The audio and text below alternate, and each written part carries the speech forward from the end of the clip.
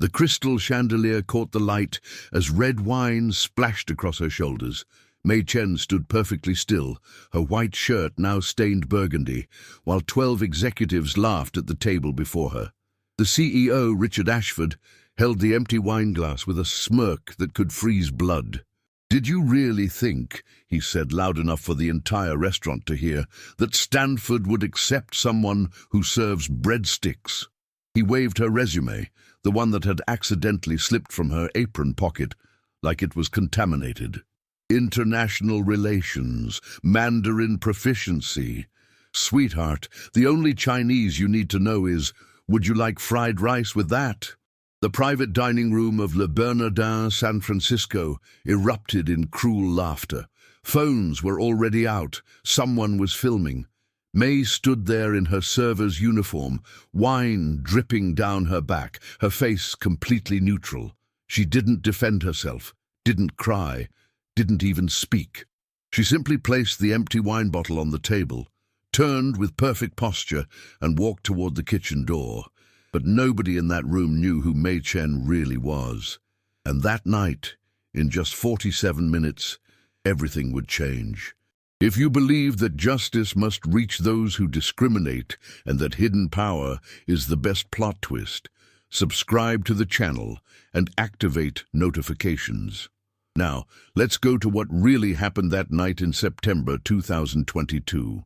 It was 7:15 p.m. on a Thursday evening, and Le Bernardin's private dining room was preparing for what the staff called the whale table, a group so wealthy that their single dinner bill could pay a server's rent for 6 months. Mei Chen had been working at Le Bernardin for exactly 3 weeks, ever since she'd taken the position under her mother's maiden name, Chen, instead of her married name that would have immediately triggered recognition in certain circles. She wore the standard uniform, black slacks, white button-down shirt, black apron, hair pulled back in a simple bun. No jewelry except small pearl earrings. No makeup beyond basic foundation. She looked exactly like what she appeared to be, a woman in her late 30s trying to make ends meet in one of America's most expensive cities. The other servers had accepted her story without question. Recently divorced, she'd told them. Starting over, needed flexible hours. They'd nodded sympathetically, sharing their own stories of San Francisco's brutal cost of living, and welcomed her into the team. None of them noticed the way she moved, with a specific kind of controlled grace that came from years of diplomatic dinners and state functions.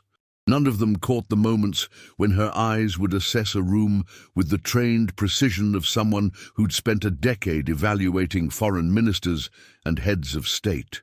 None of them recognized the slight accent in her English as the particular inflection of someone who'd learned the language in international schools across 3 continents before perfecting it at Fletcher School of Law and Diplomacy. To them, to everyone in the restaurant, she was just May, hard-working, quiet, kept to herself. The maitre d', Sebastian, had briefed the evening staff with unusual intensity. "The Ashford party is critical tonight. Richard Ashford, CEO of Ashford Technologies. His company is valued at $15 billion. He's here with his executive team, and they're courting Chinese investors for a major deal. Everything must be flawless. Understood?" May had nodded along with the others, her face revealing nothing as she mentally catalogued the name. Ashford Technologies. She knew it. Everyone in international tech circles knew it. They'd been trying to break into the Asian market for 3 years with limited success. As the Ashford party began arriving at 7:30, May observed from the kitchen entrance, 12 people total. 10 men, 2 women. Average age 45. The air of entitlement preceded them like cologne. They wore suits that cost more than most cars, watches that could have fed families for months. Richard Ashford entered last, 52 years old, silver hair styled with precision, a face that had graced the covers of Forbes and Fortune. 6'1", athletic build maintained by what was undoubtedly a personal trainer and private chef. He moved through the space like he owned it, because in his mind, his wealth meant he essentially did. Water, no ice, room temperature, lemon on the side, he barked at the hostess without making eye contact. And tell whoever's serving us tonight that I don't repeat myself. They write it down or they get it wrong, and if they get it wrong, I'll make sure they regret it. The hostess, Maria, 23 and new, actually flinched. May watched this from her position near the kitchen, her expression unchanged, but her mind noting every detail. Sebastian assigned May to the Ashford table, along with another server, Jason. You take drinks and appetizers, he told May. Jason handles entrees. Don't mess this up. At 7:45, May approached the table with her notepad. The conversation was already loud, dominated by Ashford's booming voice discussing market penetration strategies and quarterly projections. She waited at a respectful distance for a pause. Ashford noticed her hovering. "What?" he snapped. "Good evening, sir. May I start you with beverages this evening?" He looked at her for the first time, his eyes doing a quick scan that was pure calculation. Youngish, Asian, server. His brain filed her under irrelevant in milliseconds. "Bring us 3 bottles of the Chateau Margaux 2009, and make sure it's properly decanted. I assume you know what that means?" The wine he'd ordered cost $1,200 per bottle. May simply nodded. "Yes, sir. 30 minutes decanting for the 2009 Margaux." Something flickered in his eyes, surprise that she knew, perhaps, but it was gone instantly. "Fine. Bring water for the table, still not sparkling, room temperature." She moved efficiently, returning with water, then coordinating with the sommelier for the wine. The table's conversation continued at aggressive volume, a competition of who could name-drop the most impressive connections or cite the most exclusive vacation destination. At 8 o'clock, as May was pouring the decanted wine with the precision of someone who'd attended state dinners in 7 countries, her apron pocket betrayed her. The resume slipped out, landing face up on the floor between Ashford's chair and his CFO's seat. She saw it happen in slow motion, reached for it immediately, but Ashford was faster. "What's this?" He plucked it from the floor before her fingers could reach it. His eyes scanned the page, and something ugly twisted in his expression. Well, well, what do we have here?" May straightened, her hand still extended. "That's mine, sir. If I could—" "Stanford University," he read aloud, his voice dripping with theatrical disbelief. "Master's degree in international relations. Mandarin, Cantonese, Japanese, Korean, fluent." He looked up at her, then around the table. "Our little waitress here has quite the imagination." Nervous laughter rippled through the executives. They sensed blood in the water. Marcus Webb, Ashford's VP of Operations, leaned in to look. 48, Harvard MBA, known in the industry for his particular brand of casual cruelty disguised as straight talk. He picked up where his boss left off. "Let me see that." He took the resume from Ashford. May Chen, Fletcher School of Law and Diplomacy. Worked with the State Department's Bureau of East Asian and Pacific Affairs. He made a show of adjusting his glasses. "The State Department? Really?" "Maybe she brought them coffee," suggested Jennifer Hartwick, the company's VP of Marketing. 41. Wharton graduate, the type of woman who'd clawed her way to the top by being sharper and meaner than the men around her. She smiled as she said it, the kind of smile that had no warmth whatsoever. The table erupted in laughter. Real laughter, the kind fueled by expensive wine and the security of pack mentality. May stood completely still, her face neutral, her hands clasped in front of her. She didn't reach for the resume again, didn't protest, just waited. Ashford stood up, holding the resume at arm's length like it was something distasteful. At 6'1", he towered over May's 5'5" frame. The power dynamic was deliberate, physical. "Sweetheart," he said, his voice taking on a patronizing tone that could be heard across the entire private dining area. "Let me give you some free advice. This?" He shook the paper. "This is called lying. When you put qualifications on a resume that you clearly don't have, that's fraud." "Richard's right," added David Chen, no relation to May, despite sharing the surname. VP of Technology, 50 years old, second-generation Chinese-American who'd spent his entire career distancing himself from anything that might mark him as too Asian. He had a particular viciousness when it came to others he perceived as playing the ethnic card. "You think because you're Asian, you can claim you speak Mandarin," David continued. "That's ethnic stereotyping. Not all Asians speak Chinese, and clearly not all Chinese speakers are competent at it." The irony of him lecturing her about ethnic stereotyping while engaging in it himself was apparently lost on him. Ashford was warming to his theme now, energized by his audience. "You know what I think? I think you printed this resume off some website, filled it with whatever sounded impressive, thought maybe you could fool someone into giving you a real job." He paused for effect. "But here's the thing, honey. People like us, we can spot people like you from a mile away. People like you." The words hung in the air, heavy with implication. Now the floodgates were open. What had started with one cruel man had become a pack-feeding frenzy. Thomas Rodriguez, Chief Financial Officer, 43, stood up to get a better look at the resume over Ashford's shoulder. Wait, let me see the education section again." He squinted theatrically. "It says she graduated summa cum laude from Stanford." He turned to May. "Do you even know what summa cum laude means, sweetheart?" "It means with highest honors," May said quietly, her first word since the resume had fallen. "Oh, she speaks!" Rodriguez clutched his chest in mock surprise. "And she can use Google Translate! Amazing!" The table roared with laughter. Someone's phone was definitely recording now. May could see the telltale red dot reflected in a wine glass. Sarah Mitchell, VP of Human Resources, ironically, joined in. 39, Yale graduate, blonde hair styled in a sharp bob that matched her personality. You know what's sad? She probably actually believes she could work somewhere like State, that she could be in the same rooms as actual diplomats. "Maybe she thinks serving them food counts as working with them," offered James Pearson, VP of Sales. 55, old-school sales culture, the type who still referred to business dinners as taking clients to see the girls. His laugh was particularly loud, particularly crude. Ashford walked slowly around May in a circle, still holding her resume. It was a power play, a predator circling prey, and everyone at the table recognized it as such. The other diners in Le Bernardin's main room couldn't see into the private area, but the staff could. May was aware of eyes watching from the kitchen entrance. Jason, her co-server, looked horrified but frozen. Sebastian, the maitre d', was on his phone, probably calling the manager. "Let's think about this logically," Ashford said, his voice taking on the tone of a professor lecturing a particularly dim student.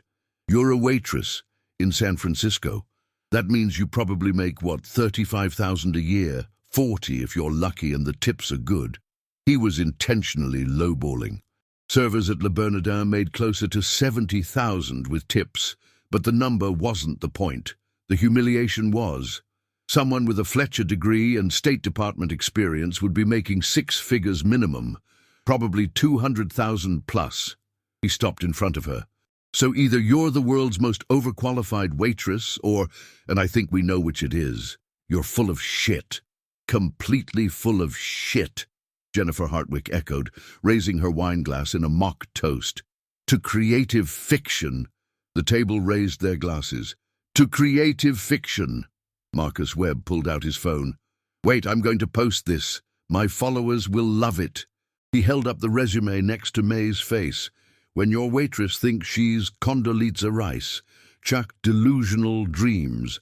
Reality check, chuck server life." Several others immediately did the same, photographing the resume, photographing May's face, typing captions with the rapid-fire speed of people accustomed to performing their lives on social media. David Chen stood now too, emboldened by the crowd. "You know what really offends me? I actually worked my ass off to get where I am. I actually earned my degrees, my position.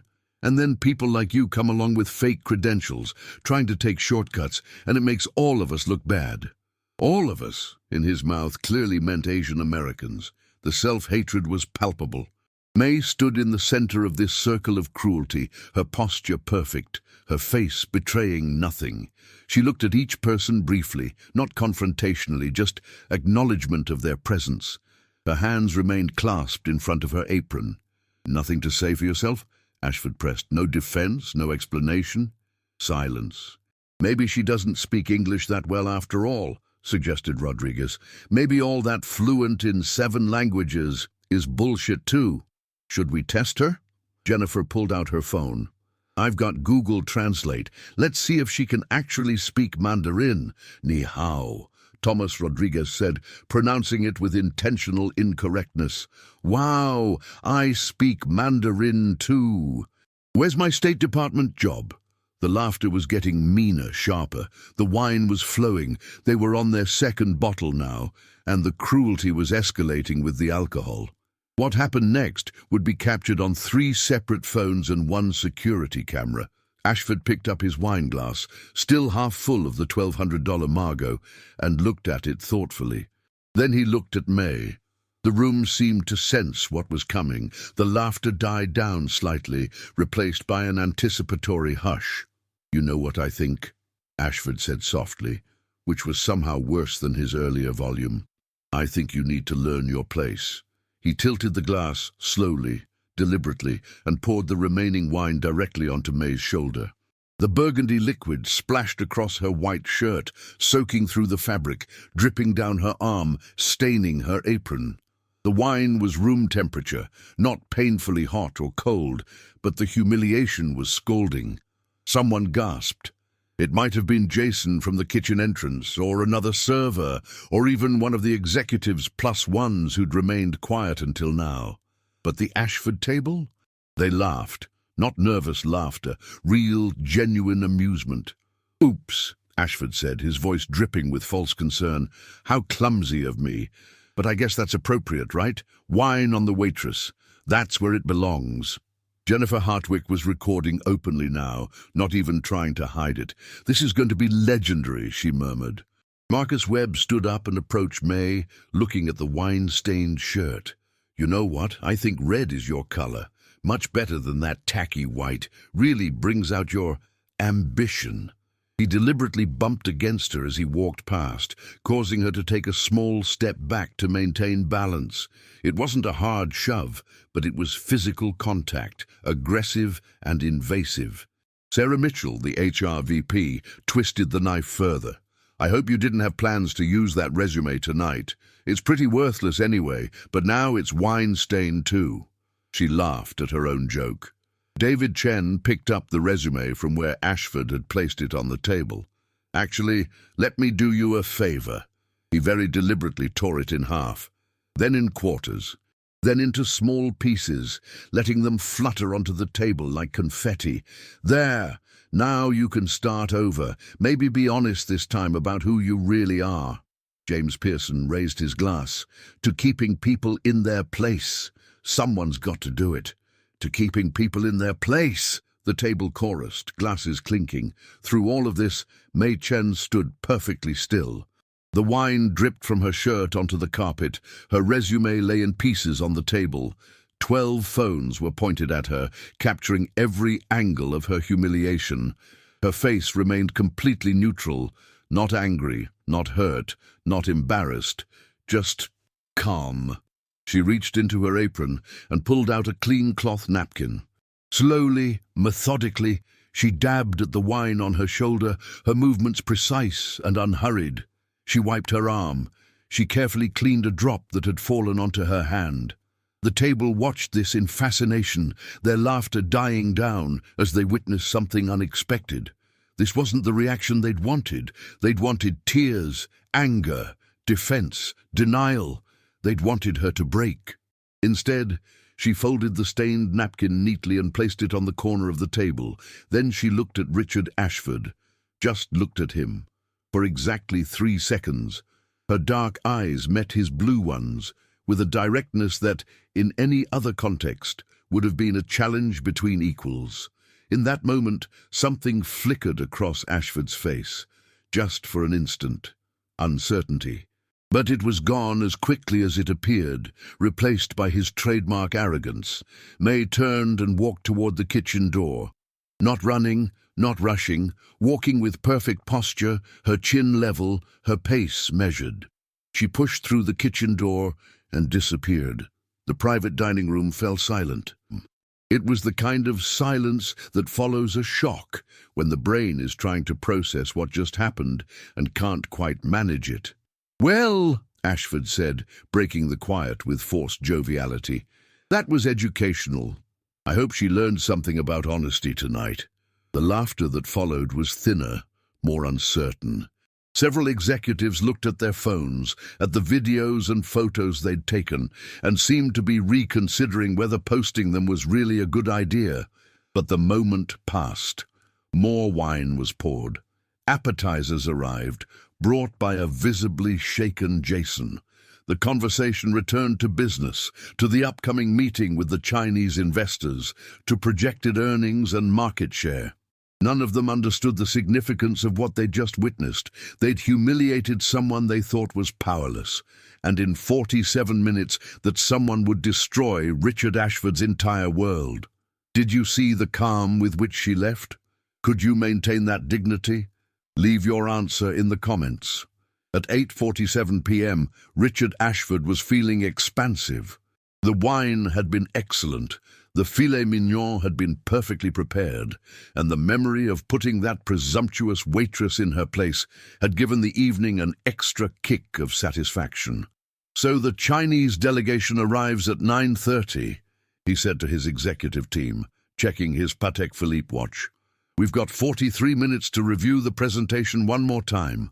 Marcus Webb pulled out his laptop.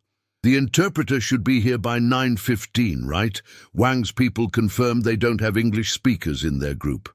"Correct," Ashford confirmed. "We contracted with Pacific Bridge Translations. Their guy, David Liu, is supposedly the best Mandarin English business interpreter in San Francisco. Costs us $5,000 for the evening, but for a $2.4 billion deal, it's worth it." Jennifer Hartwick frowned at her phone. "That's weird." "What?" "I just got a notification. Pacific Bridge Translations posted something on LinkedIn." She scrolled. Oh, shit." "What?" Ashford's voice sharpened.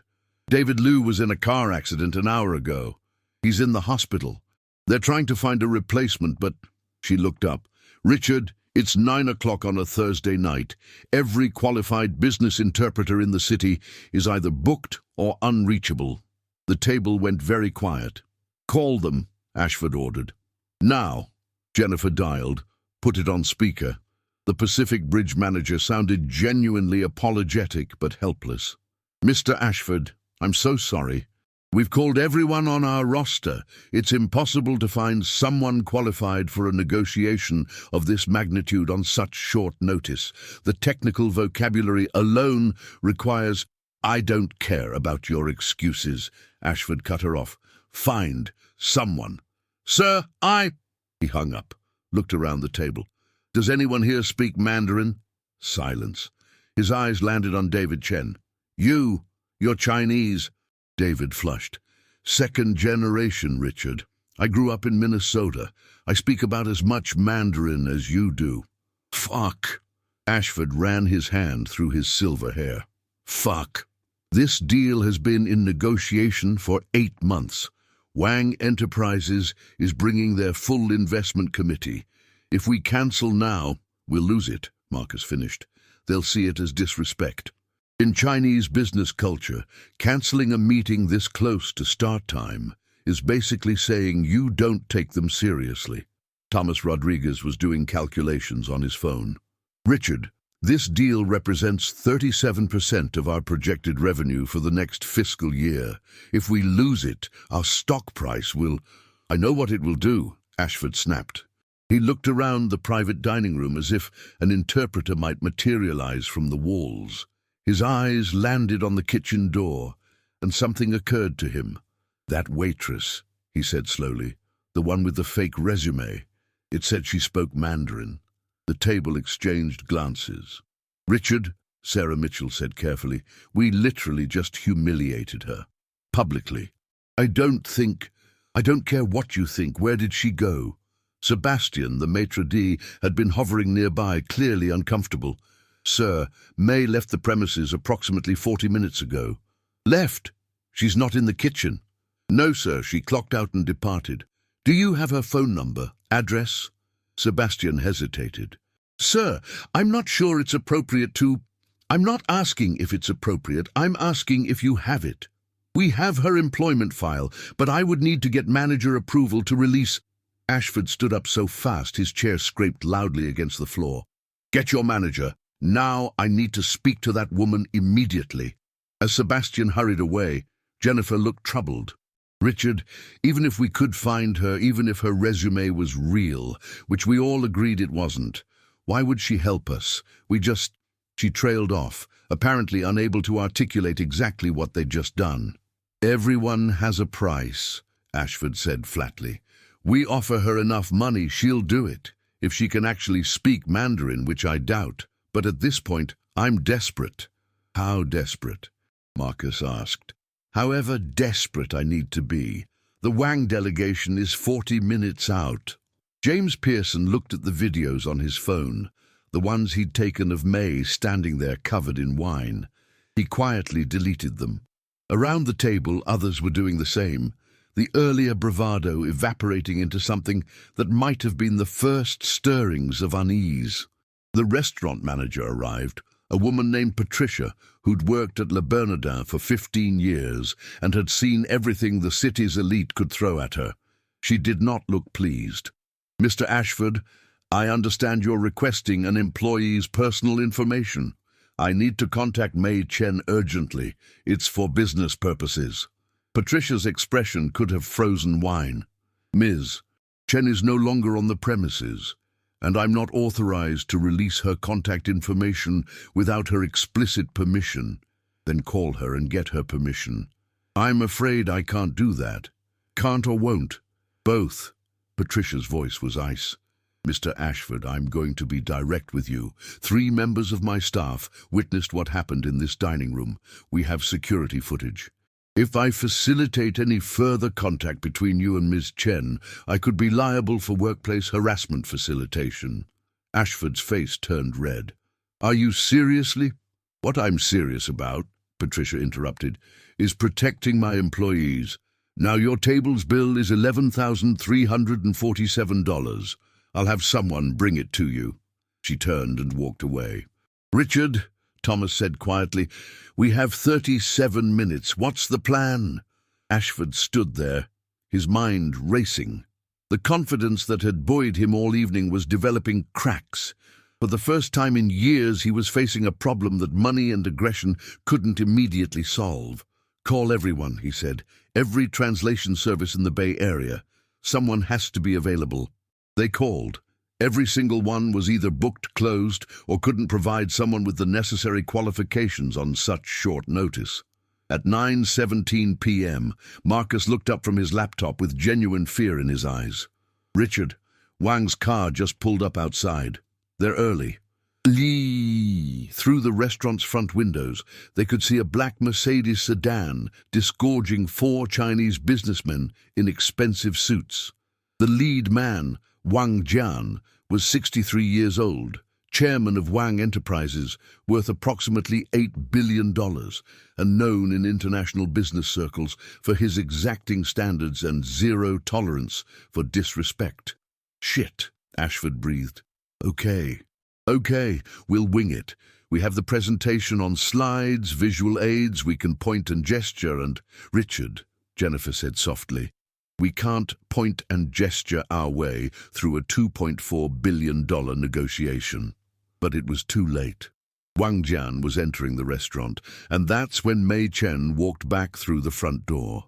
She'd changed clothes.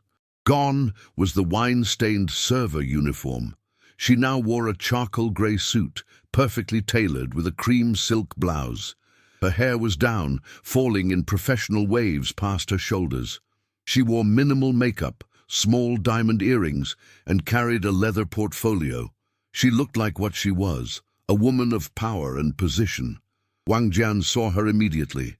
His face lit up with recognition and genuine pleasure. "Mei Laosh," he exclaimed, moving toward her with his hands extended. "Wo mei xiang dao ni hui zai zeli." Mei smiled warmly, clasping his hands. "Wang Zong hen gao xing zai jian dao ni. Ni hao ma." They spoke rapidly in Mandarin, clearly old acquaintances, perhaps even friends. Wang's three associates bowed respectfully to Mei, who returned the gesture with perfect form and proper depth, showing respect but not subservience. Richard Ashford stood frozen, watching this interaction from 15 feet away. His brain was trying to process what his eyes were seeing and failing catastrophically. That was the waitress. He was sure of it. Same face, same build, same woman. But everything else was different. The way she stood, the way she moved, the authority in her gestures, the fluent Mandarin pouring from her mouth with the ease of a native speaker. "Richard," Marcus whispered urgently, "do you see?" "I see it." Wang Jian was still talking to Mei, gesturing toward the private dining room, clearly asking her something. Mei glanced in Ashford's direction, her face revealing nothing, then turned back to Wang and replied in Mandarin. Whatever she said made Wang laugh. Patricia, the restaurant manager, appeared at Mei's elbow. They spoke briefly. Patricia nodded and turned to Ashford's group. "Mr. Ashford, the Wang party has requested the use of the private dining room. I'll need you and your associates to relocate to the main dining area." "What? No, that's our room. We reserved it for our meeting with Wang Enterprises." "I'm aware. However, Mr. Wang has specifically requested to meet with Dr. Chen privately. Your meeting has been postponed." "Postponed? We can't postpone. We need to—" But Wang Jian was already being escorted to the private dining room by Mei, the two of them still conversing in Mandarin, completely ignoring Ashford's existence. The Ashford Technologies executives were left standing in the main restaurant area like school children dismissed from class. "What the fuck just happened?" Jennifer breathed. "Dr. Chen," Thomas repeated. She called her Dr. Chen. David Chen, the other Chen, had gone pale. I think we might have made a mistake." "You think?" Sarah's voice was climbing toward hysteria. "She's in there with Wang right now. Our Wang. Our $2.4 billion Wang." Ashford's mind was moving fast, trying to salvage the situation. Okay, so she does speak Mandarin. Fine. We were wrong about that, but she's probably just networking or something, trying to get a job. We can use this. When she comes out, I'll apologize, offer her a consulting fee to interpret for us, and—" Marcus was shaking his head. "Richard, listen to yourself. Wang Jian, the Wang Jian, greeted her like an old friend, called her teacher. In Chinese culture, that's a term of immense respect. And she's meeting with him privately. That's not networking, that's—" He didn't finish the sentence. Didn't need to. Through the glass partition they could see Mei and Wang's group seated at the table that Ashford had occupied less than an hour ago. Tea was being served, documents were being examined, there was serious discussion happening, punctuated by occasional laughter. At 9:43 p.m., Ashford's phone rang. Unknown number. "Hello? Mr. Ashford, this is Catherine Morrison from Wang Enterprises legal team. I'm calling to inform you that Wang Enterprises is withdrawing from negotiations regarding the partnership agreement with Ashford Technologies, effective immediately." The words hit like physical blows. "What? Why? On what grounds?" "Mr. Wang has been made aware of certain events that occurred earlier this evening, events that call into question Ashford Technologies' commitment to ethical business practices and cultural respect." "Events? What events?" "I'm not at liberty to discuss details. However, I can tell you that our decision is final. You'll receive formal written notification within 24 hours. Good evening, Mr. Ashford." She hung up. Ashford stood there, phone still pressed to his ear, his face slowly draining of color. "Richard," Marcus prompted. "They're pulling out. Wang Enterprises is pulling out of the deal." The reaction around the table was immediate and visceral. Jennifer actually gasped. Thomas sat down heavily. Sarah put her hand over her mouth. "They can't. James said weakly. We have preliminary agreements, letters of intent, none of which are binding, Marcus finished. Jesus Christ. Richard, what did she tell him? Through the glass they could see May speaking to Wang, her hands gesturing, her face animated. Wang nodded seriously, his expression hardening. She's telling him what we did, David Chen said quietly. She's telling him everything. At 9:51 p.m., the private dining room door opened.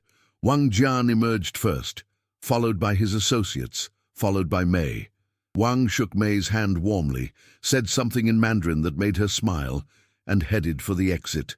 As he passed Ashford's group, Wang didn't even glance in their direction. The dismissal was absolute. May remained behind, standing near the private dining room entrance. She looked at the Ashford Technologies executives, her expression neutral, and then her eyes landed on Richard Ashford specifically. He started toward her. Listen, I think there's been a misunderstanding. There's been no misunderstanding, Mr. Ashford. Her voice was calm, professional, with the slightest trace of an accent that suggested multilingual fluency rather than English as a second language. You understood perfectly what you were doing when you poured wine on me, when you destroyed my resume, when you mocked my qualifications and heritage.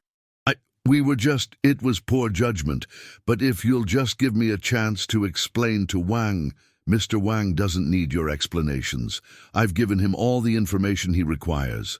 Jennifer stepped forward. Dr. Chen, please, I don't know what we can do to make this right, but surely we can. There's nothing you can do. May's voice was still calm, but there was steel underneath. You made your choices. Now you live with the consequences. She turned to leave. Wait! Ashford's voice was desperate now. Who are you, really? May paused, turned back. For a long moment, she simply looked at him. My name is Dr. May Chen Morrison. Until 3 years ago, I was the Director of Strategic Relations for the Bureau of East Asian and Pacific Affairs at the U.S. State Department. I held that position for 8 years. Before that, I was Deputy Chief of Mission at the U.S. Embassy in Beijing for 4 years. I speak 7 languages fluently, including Mandarin, Cantonese, Japanese, Korean, Russian, French, and English. The executive stared at her in horror. I attended Stanford on a full scholarship and graduated summa cum laude with a degree in international relations. I completed my master's at the Fletcher School, where I also graduated at the top of my class. I know Wang Jian because I facilitated 3 major trade agreements between his companies and American firms during my time at State. He calls me teacher because I taught a series of seminars on U.S.-China business relations at Tsinghua University in Beijing. She paused, letting this sink in. I've been working at Le Bernardin for 3 weeks as part of a consulting project evaluating corporate ethics and cultural sensitivity in high-level business environments for a major report. You just became a case study in how not to conduct business in the 21st century. Marcus Webb actually took a step backward, as if physically struck. But why? Jennifer couldn't complete the sentence. Why was I working as a server? Because powerful people reveal who they really are when they think they're talking to someone powerless. You proved that hypothesis beautifully tonight. She opened her portfolio and removed a business card, placing it on the nearest table. That's my attorney's information. You'll be hearing from them regarding the footage of tonight's events, which Le Bernardin has agreed to provide. Several employment discrimination attorneys are very interested in your behavior. You can't, Ashford started. Can't what? Hold you accountable? File complaints with the California Department of Fair Employment and Housing? Share the security footage with media outlets that cover corporate culture. Mr. Ashford, I can do all of those things. Whether I will depends on how you conduct yourself going forward. She walked toward the exit, then paused one more time.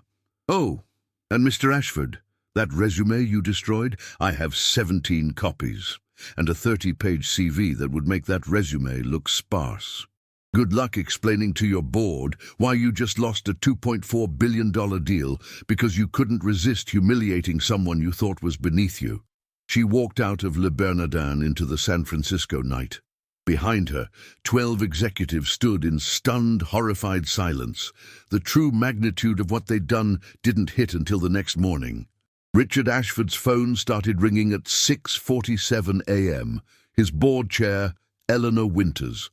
"Richard, I just received a very disturbing email from our legal team. Care to explain why Wang Enterprises has terminated negotiations and why we're potentially facing a discrimination lawsuit?" He tried to explain, tried to make it sound less catastrophic than it was.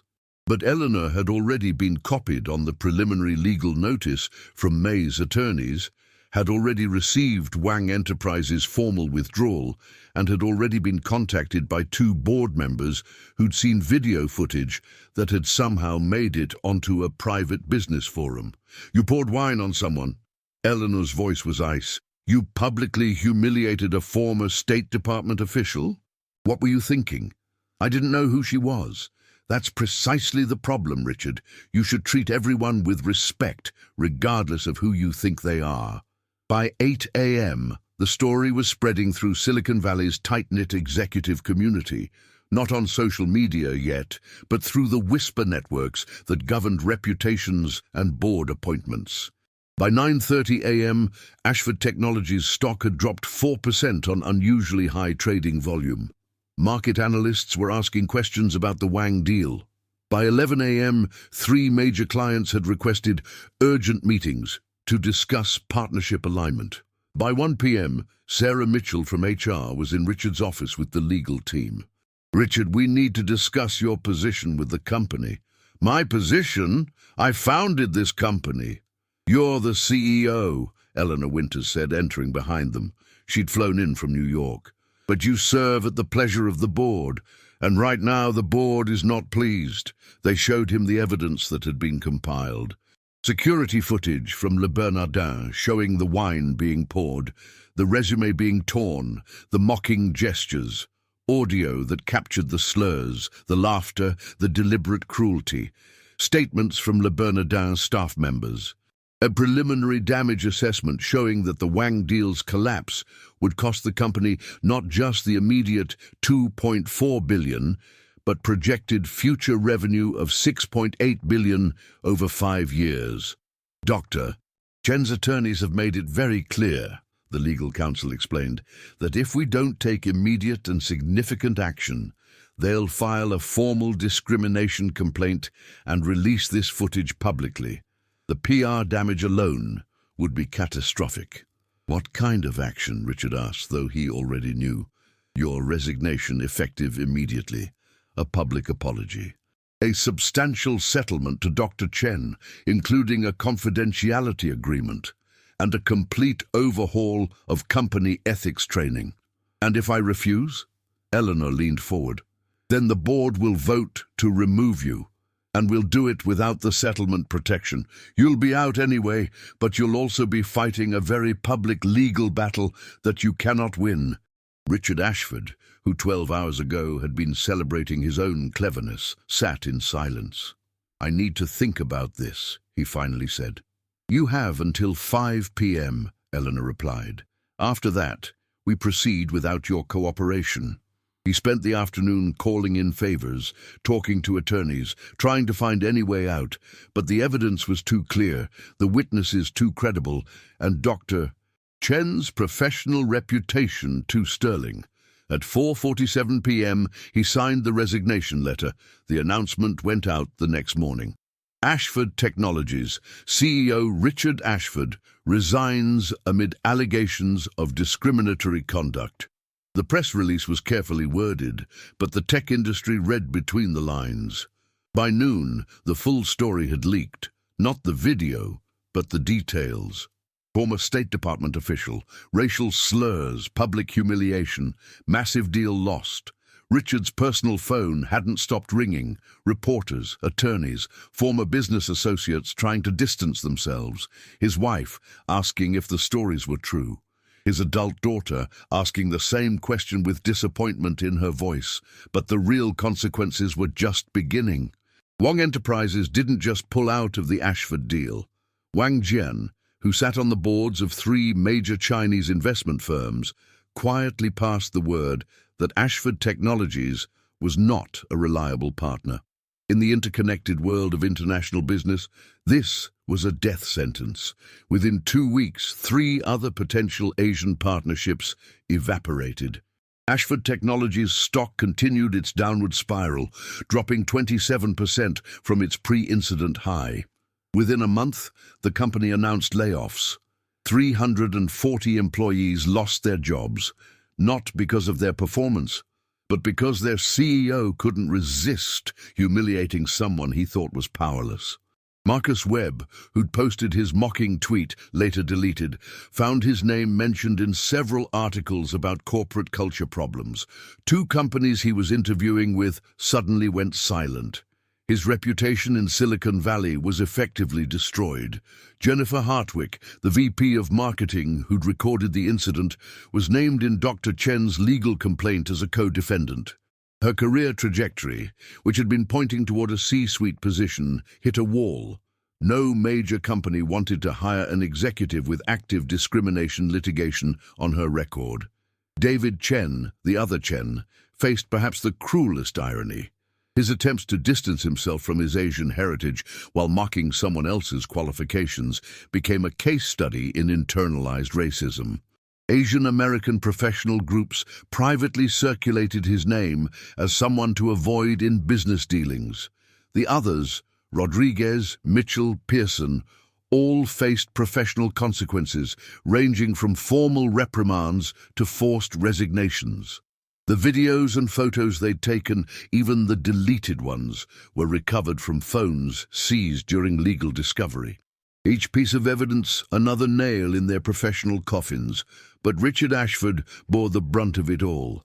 The settlement with Dr. Chen cost him personally, not the company, $8 million.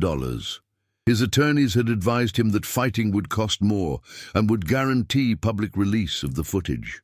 The board bought out his shares at a 30% discount, costing him approximately $120 million in lost equity value. His memberships to 2 exclusive San Francisco clubs were quietly revoked. His invitations to charity galas stopped coming. His name was removed from the board of his alma mater's business school. He'd gone from celebrated CEO to cautionary tale in less than 3 weeks. And through it all, Dr. May Chen Morrison maintained a dignified silence. She didn't give interviews, didn't gloat, simply released a brief statement through her attorneys. I hope this incident serves as a reminder that every person deserves respect and dignity, regardless of their apparent position or status. Character is revealed not in how we treat those who can help us, but in how we treat those we believe cannot. The statement was widely shared, turned into motivational posters, quoted in business school ethics classes. Richard Ashford saw it on his computer screen one morning and felt something crack inside him. Not remorse, exactly, not yet, but the first seeds of understanding that he'd destroyed his own life through pure arrogance. He thought about that moment in Le Bernardin, the wine pouring over May's shoulder, her calm, dignified exit. The way she'd looked at him, not with anger, but with something worse, disappointment, pity. He'd thought he was powerful, thought his wealth and position made him invincible. He'd learned too late that true power is quiet, patient, and utterly unforgiving when wielded with precision. 6 months later, Richard Ashford sat in a much smaller office than the one he'd occupied at Ashford Technologies. He was consulting now, trying to rebuild a reputation that was, in all honesty, irreparable at the highest levels. Ashford Technologies still existed, but under new leadership. The Wang deal was permanently dead. The company had pivoted to domestic markets, accepted a lower growth trajectory, and removed all traces of Richard's involvement from their corporate materials. Marcus Webb was working at a mid-tier firm in Austin, having left Silicon Valley entirely. The salary was 60% of what he'd made before. Jennifer Hartwick had moved into freelance consulting. The discrimination suit had been settled, but the stain remained. David Chen had been forced to confront some uncomfortable truths about himself. He'd entered therapy, started attending Asian American professional groups, and was slowly, painfully, rebuilding his relationship with his heritage.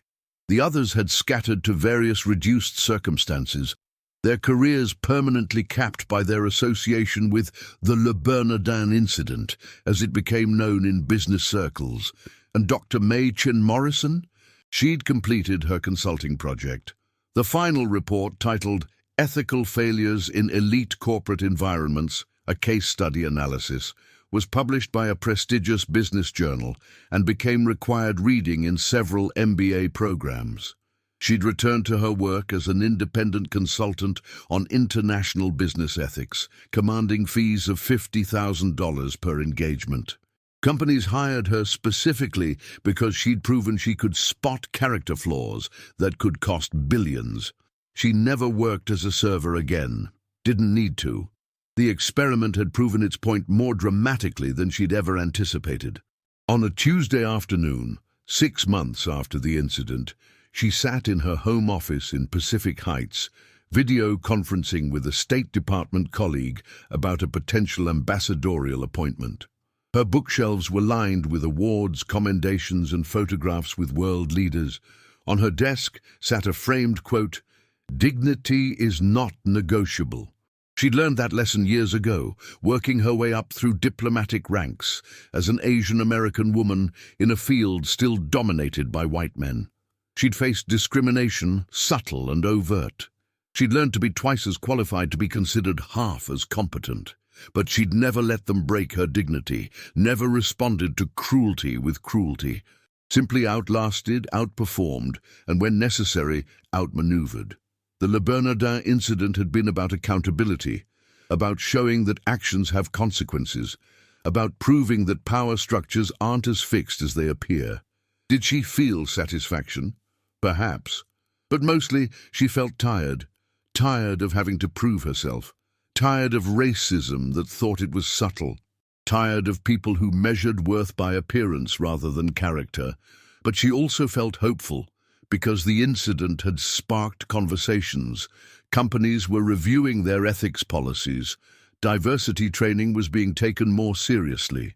The video, which had eventually leaked despite the settlement, had been viewed millions of times, sparking a broader discussion about workplace discrimination. Change was slow, but it was happening. As for Richard Ashford, he'd requested a meeting with her once through attorneys. Wanted to apologize in person. She declined, not out of cruelty, but because she understood something he didn't. Some lessons can only be learned in isolation, wrestling with the consequences of your own choices. She'd given him that gift, the opportunity to sit with his actions, to understand exactly how his arrogance and prejudice had destroyed everything he'd built. Whether he learned from it was up to him, but May had learned long ago that you couldn't force growth on someone who wasn't ready. You could only create consequences and hope that wisdom eventually followed. She closed her laptop and looked out her window at the San Francisco skyline. Somewhere in that city, Richard Ashford was probably looking at the same view, from a much different vantage point, contemplating a very different future. The Chinese have a saying, "When you humiliate someone, make sure you can survive their true face." Richard Ashford had learned that lesson the hardest way possible, and Dr. May Chen Morrison had proven, once again, that the quietest power is often the most devastating. Justice, when it comes, doesn't always arrive with thunder. Sometimes it arrives in the calm, measured words of a woman who knows exactly who she is, and exactly what you've revealed about yourself. This case reminds us that no one should be judged by their appearance. Justice, when it arrives, is complete and irreversible. Did you notice the signs that something was wrong throughout the narrative? Share your theories in the comments. If you enjoyed this story of poetic justice, don't forget to subscribe to the channel and activate notifications. Leave your like if this story inspired you, and share it with someone who believes that hidden power is the best plot twist.